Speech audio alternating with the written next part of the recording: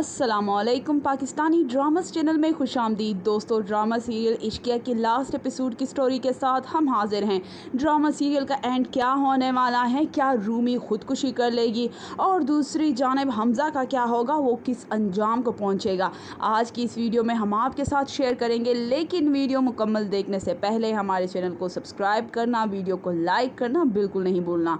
तो दोस्तों, जैसा कि आप सब अभी तक देख चुके हैं कि किस तरह से हमज़ा हमना को तंग कर रहा है और रूमी की मोहब्बत हमज़ा के लिए दिन ब दिन बढ़ती जा रही है, लेकिन हमज़ा को रूमी की मोहब्बत के बजाय उसकी बहन की बेवफाई ज़्यादा दिख रही है और वो उसी के पीछे पड़ा हुआ है और उसे ये भी कहता है कि तुमने अजीम के साथ कोई ताल्लुक़ नहीं बनाना, उसके करीब नहीं आना। लेकिन आप देखेंगे कि इधर जब रूमी के बाबा की तबीयत ख़राब हो जाती है, वो लोग हॉस्पिटल आते हैं और फिर हमना और अजीम भी उनके पीछे आ जाते हैं, तो यहाँ पर हमज़ा का रवैया अजीम नोट कर लेता है और उसके बाद हमना के पास और कोई चारा नहीं रहता सिवाय इसके कि वो अजीम को सारी बात बता दे और बिलाखिर वो उसे सारी सच्चाई बता देती हैं।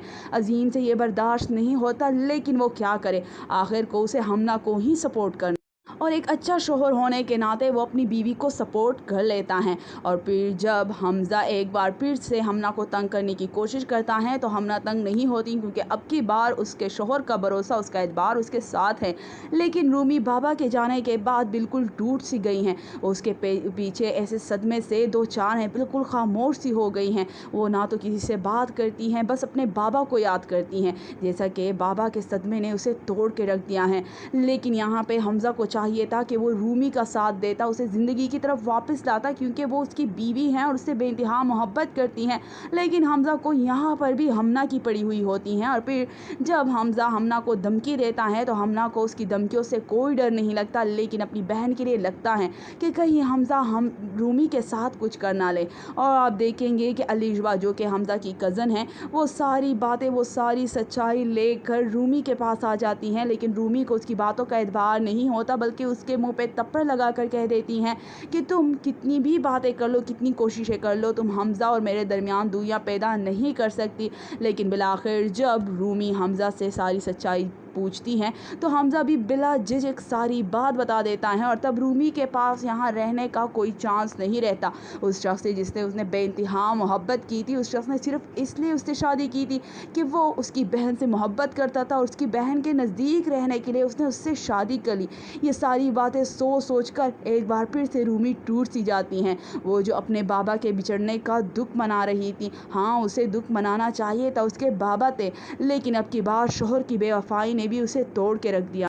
वो अपने शोहर को खुदा हाफिज़ कहकर यहाँ से हमेशा हमेशा के लिए चली जाती हैं, लेकिन हमज़ा को फिर भी रूमी की कदर नहीं होती। हाँ, उसे उसकी याद ज़रूर आती है, उसकी अहमियत का अंदाज़ा उसे होने लगता है, लेकिन शायद तब बहुत देर हो चुकी होती है।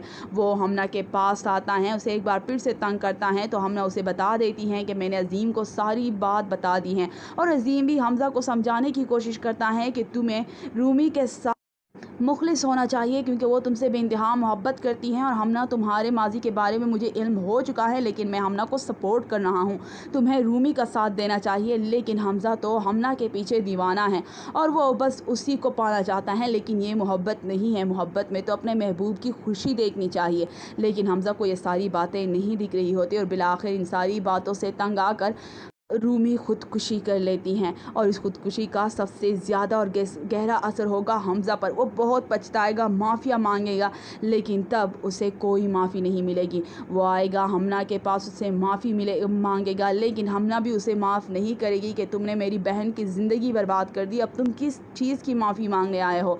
तो दोस्तों, आप क्या कहते हैं कि क्या हमज़ा का अंजाम ऐसा ही होना चाहिए? वो दर बदर की ठोकरें खाएं लेकिन उसे माफ़ी ना मिले। आप क्या कहते हैं? कमेंट में अपनी कीमती राय ज़रूर दीजिएगा। आपको लास्ट एपिसोड कैसा लगा ज़रूर बताइएगा। शुक्रिया।